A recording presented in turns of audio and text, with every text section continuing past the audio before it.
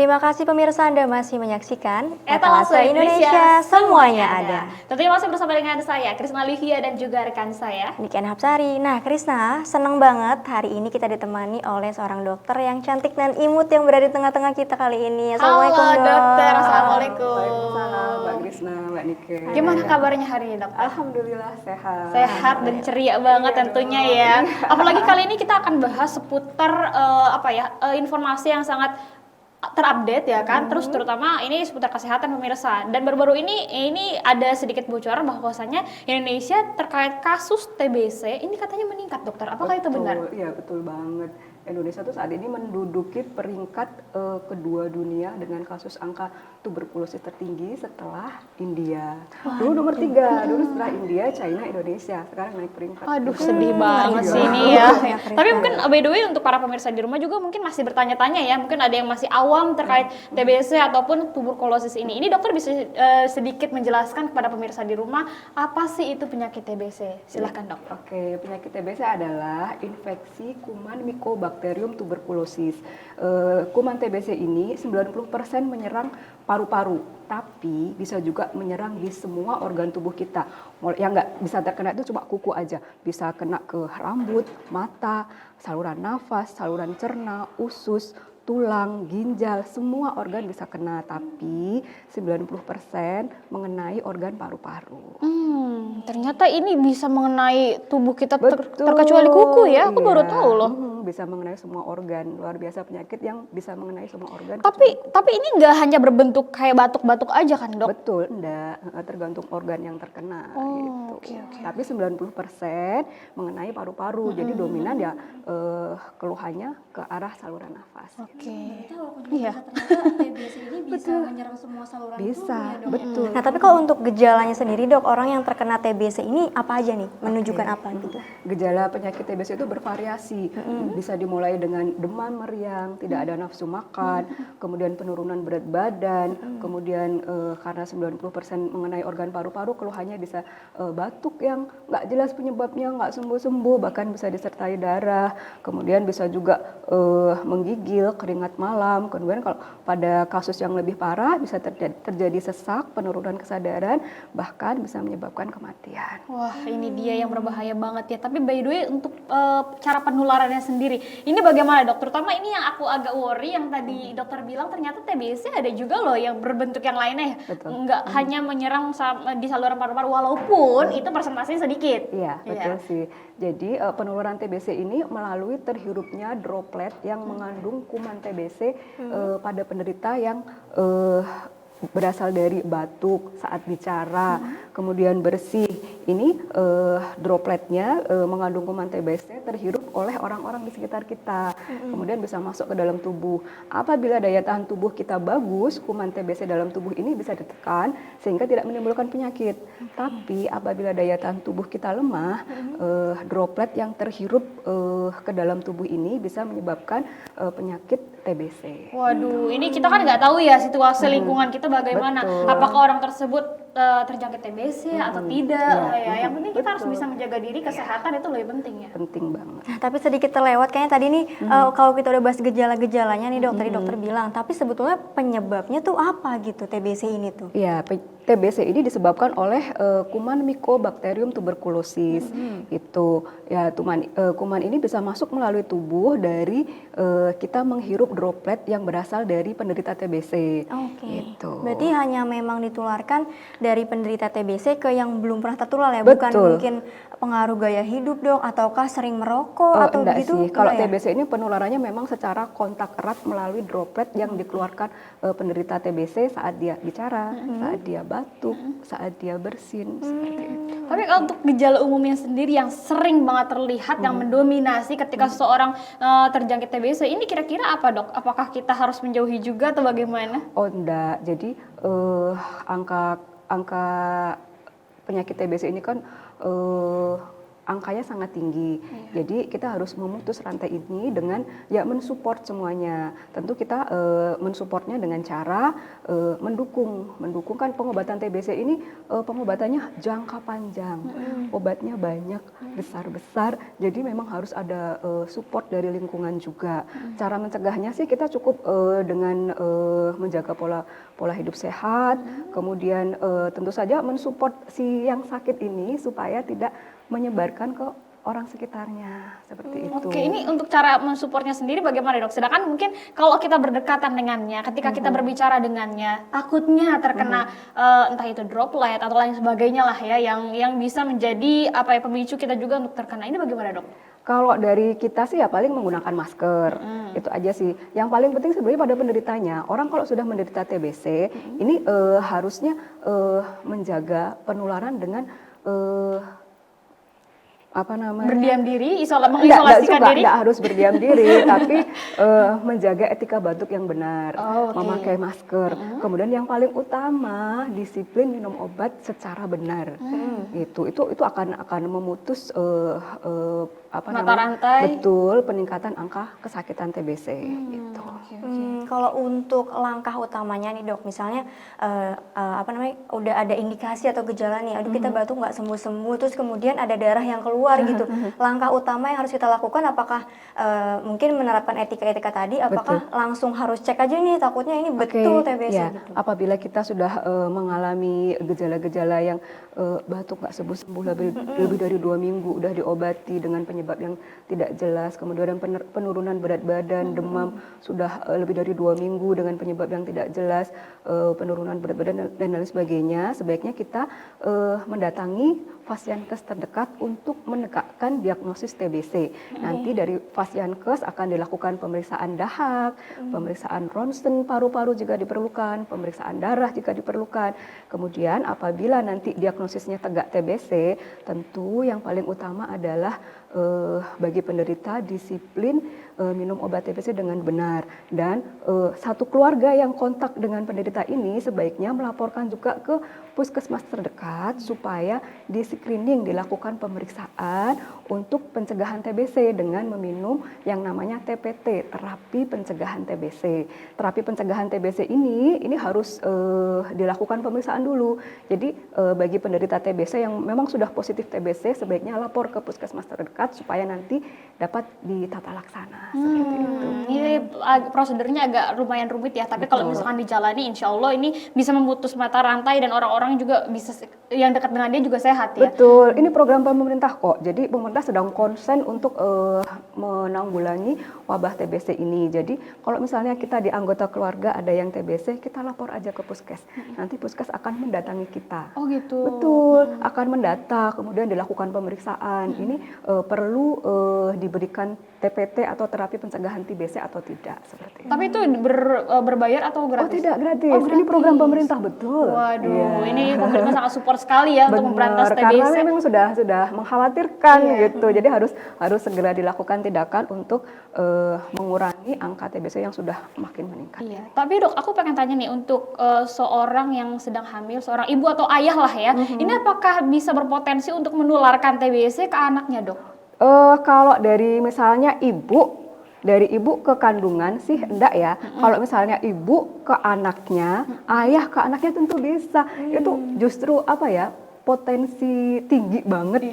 Anak-anak, usia tua, kemudian orang dengan penyakit kronis, itu apabila dalam keluarga ada satu yang menderita TBC, itu harus di screening semuanya. Itu karena potensi penularannya tinggi di orang-orang yang berkontak erat tersebut. Iya, apalagi kalau misalkan anak-anaknya sudah terkontaminasi dengan TBC ini. Betul. Anak-anak ini kan kita nggak bisa tahu ya bagaimana dia pergaulannya. Takutnya ini menularkan dengan lingkungan juga sekitar ya. Kalau anak-anak itu tidak menularkan ke orang lain, justru anak-anak itu tertular dari orang dewasa. Oh iya betul. benar. Iya. Ini dia yang harus diperhatikan banget ya, pemirsa. Berarti memang semuanya, semua kalangan baik anak-anak, orang tua dan bahkan yang udah lanjut mungkin bisa terkena juga ya dok Bisa, ya sangat penyebarannya. beresiko Nah, tapi tinggi. kalau yang paling beresiko dok itu siapa gitu kalangan? Yang mana? paling berisiko tentu saja orang-orang yang berkontak erat. Boleh kita katakan keluarga ya, yang tiap hari berkontak erat dengan penderita TBC tersebut. Terutama 1 anak kecil, 2 lansia, 3 ODIF, orang dengan HIV. Kemudian orang yang mengkonsumsi obat-obatan yang menekan imun tubuh.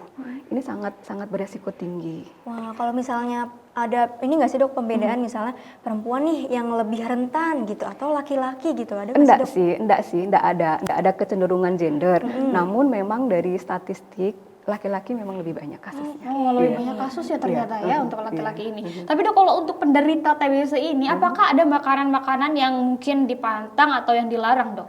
Oke, kalau untuk pantangan makanan sih nggak ada ya Mbak ya. Yang paling utama adalah kuncinya itu minum obat secara disiplin dan benar. Karena pengobatan TBC ini jangka panjang dan obatnya banyak. Jadi kadang tuh orang minum obat 2 minggu itu udah bosen, kemudian udah merasa enakan putus. Nah ini bahaya banget, ini bisa menyebabkan TBC ini resisten terhadap obat tersebut sehingga perlu pengobatan yang lebih banyak, perlu pengobatan yang lebih lama, lebih sulit penanganannya. Tapi kalau untuk kebanyakan biasanya pengobatan TBC ini berapa lama? Sekitar berapa tahun gitu dok? Oke, jadi pengobatan TBC ini ada 2 fase. Yang pertama adalah fase intensif. Ini selama 2 bulan. Ini fase-fase yang paling tiap hari harus minum obat. Ini membunuh sebagian besar kuman di fase intensif ini. Kemudian nanti dilanjutkan dengan fase lanjutan. Fase lanjutan ini minimal 4 bulan. Biasanya nggak tiap hari minum obat seperti saat fase insentif, tapi lama 4 bulan dan total fase intensif sama fase lanjutan 6 bulan ini kadang tergantung sama jenis TBC-nya. Jenis TBC-nya di mana organ yang mengenai gitu. Kemudian nanti dilakukan pemeriksaan evaluasi. Ini tata laksana fase lanjutannya berapa bulan. Ini nanti dari evaluasi pemeriksaan. Yang paling singkat sih 6 bulan. Gitu. Paling singkat ya. Betul. Kalau misalkan penderitanya ini minum obatnya secara rutin dan menjaga pola hidup sehat. Bisa sembuh. Bisa sembuh. Iya. Oke. Oke dok, tadi di awal kita mungkin sempat bicarain juga kalau TBC Indonesia nih jadi naik ya jadi peringkat Betul. kedua di dunia dengan kasus TBC terbanyak gitu. Tapi mungkin kalau untuk TBC ini sendiri seberapa besar sih resikonya, seberapa buruk sampai kenapa Indonesia pun banyak gitu kasusnya dok? Jadi TBC ini sebenarnya penyakit yang bisa disembuhkan dengan disiplin minum obat secara benar. Itu harus ada support dari orang-orang sekitar juga. Namun apabila tidak diobati dengan benar, ini TBC ini bisa gampang sekali menyebar ke orang-orang sekitar, kemudian bisa komplikasi ke semua organ tubuh kita dan bahkan bisa menyebabkan kematian. Angka kematian TBC sangat tinggi sekali di Indonesia. Itu setahun bisa 930 ribuan per tahun. Sangat tinggi sekali. Tinggi banget sih, Betul. bahaya banget sih pemirsa. Tapi aku agak sedikit penasaran nih sama TBC yang mungkin menyerang pada organ tubuh yang lain, terutama misalkan kulit. Terus juga kan tadi kata dokter ini kecuali kuku lah ya. Ini kok bisa dok TBC itu bisa menyerang anggota tubuh yang lain ya? Bisa, karena dia penularannya lewat darah. Bisa lewat darah, jadi bisa mengenai semua organ, bisa ke tulang, bisa ke kelenjar, ke usus. Oh kalau itu penularannya lewat darah, Betul, bukan iya. lewat droplet? Penyebarannya lewat darah.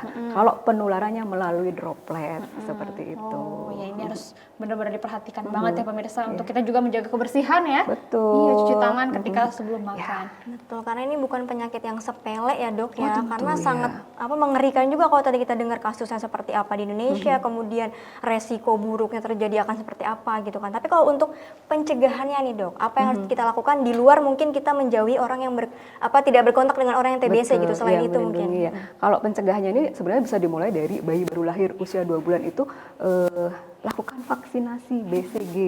Vaksinasi BCG ini untuk mencegah penyakit TBC supaya si anak ini punya kekebalan untuk melawan kuman TBC. Itu. Kemudian pencegahan yang kedua tentu saja bagi penderita TBC ini sebaiknya melindungi orang-orang sekitar dengan 1, melakukan etika batuk yang benar. Kemudian 2, mengkonsumsi obat dengan disiplin dan benar. Itu yang paling utama supaya tidak menularkan ke orang-orang sekitarnya. Iya, apalagi ini kayak Betul. rokok, terus alkohol ini juga harus dijauhi banget ya. Iya betul, karena ini terkait dengan kesehatan saluran nafas. Kemudian yang paling utama juga untuk pencegahan TBC ini adalah orang-orang yang kontak dengan penderita TBC ini. Katakanlah satu keluarga ini harus dilakukan pemeriksaan screening untuk mendapatkan terapi pencegahan TBC. Gitu. Tapi kalau untuk tadi kan dokter bilang bisa lewat bayi yang baru 2 bulan pun bisa divaksin ya. Tapi kalau untuk orang-orang yang udah besar nih dok, udah dewasa itu bisa vaksin juga? Enggak sih, vaksinnya cukup sekali seumur hidup di bayi usia 2 bulan. Kalau untuk orang dewasanya, kalau misalnya dia kontak erat dengan pasien TBC, dilakukan pemeriksaan. Dilakukan pemeriksaan nanti apabila ada indikasi untuk pemberian TPT atau terapi pencegahan TBC, diberikan obat terapi pencegahan TBC untuk mencegah supaya mungkin dia karena kontak dengan penderita TBC dari di tubuhnya ini sudah ada kuman TBC, tapi karena daya tahan tubuhnya bagus, makanya dia tidak muncul gejala TBC. Ini namanya infeksi laten TBC. Nah, infeksi laten TBC ini supaya tidak muncul suatu saat menjadi infeksi TBC, maka pada orang-orang yang kontak erat dengan penderita TBC diberikan TPT atau terapi pencegahan TBC. Waduh, ini informatif banget. Ini aku bener-bener dari tadi nyimak dari awal banget sampai akhir. Yang tadi aku sempat mau tanyain juga dibahas juga sama dokter. Kalau misalnya kita kontak erat dengan orang-orang yang TBC, terus juga kita kan agak worry ya. Ini gimana caranya langsung screening ya. Betul. Ke pelayanan kesehatan ya, supaya kita juga tetap sehat. Apalagi kalau misalnya kita kan nggak tahu ya, terus tiba-tiba kita gejalanya tidak terlihat, saat-saat ini mungkin kita imunnya lagi bagus, takutnya Betul, iya. nanti gejalanya muncul Di saat yang tubuh kita lagi nggak menentu, ini yang bahaya banget sih pemirsa. Oke, ini kan ada lagi yang mau ingin ditanyakan? Terakhir mungkin dok, himbauan nih untuk masyarakat di rumah agar lebih aware lagi biar bisa mencegah penularan maupun terjadinya terserang dari TBC ini sendiri. Oke, baik para pemirsa Badar TV, infeksi TBC di Indonesia angkanya sangat tinggi. Indonesia menduduki peringkat kedua setelah India. Penyakit TBC ini bisa disembuhkan dan dicegah. Mari kita berpartisipasi aktif dengan temukan TBC, obati sampai sembuh. Pencegahan TBC melalui berikan vaksinasi pada bayi usia 2 bulan, kemudian untuk penderita TBC, lakukan minum obat dengan rutin dan benar dan disiplin.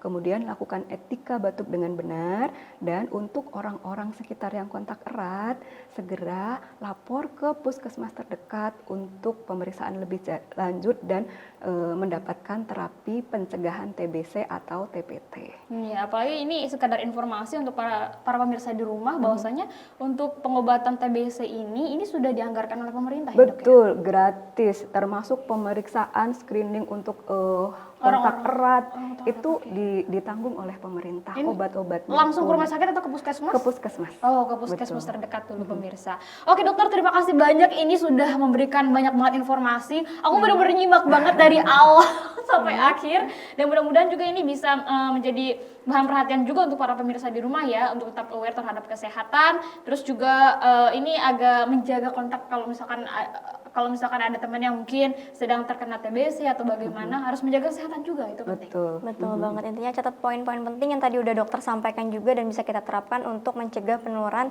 TBC ini sendiri. Oke Krista, tapi nanti kita akan bahas informasi lebih seru lainnya, tapi mungkin kita jeda dulu kali ya. Ya dokter, terima kasih banyak. Terima kasih banyak Mbak Krishna, dokter. Mbak Niken. Mudah-mudahan bermanfaat. Amin. Yang Sangat penting bermanfaat, temukan TBC, obati sampai sembuh. Itu kuncinya. Oke pemirsa, nanti kita akan balik lagi, ada beberapa informasi yang masih akan kita berikan untuk para pemirsa di rumah. Tapi kita jeda dulu, setelah jeda berikut ini kita akan kembali lagi tetap di Etalase Indonesia. Dokter, terima kasih ya. Terima kasih Mbak Krishna, Mbak Niken.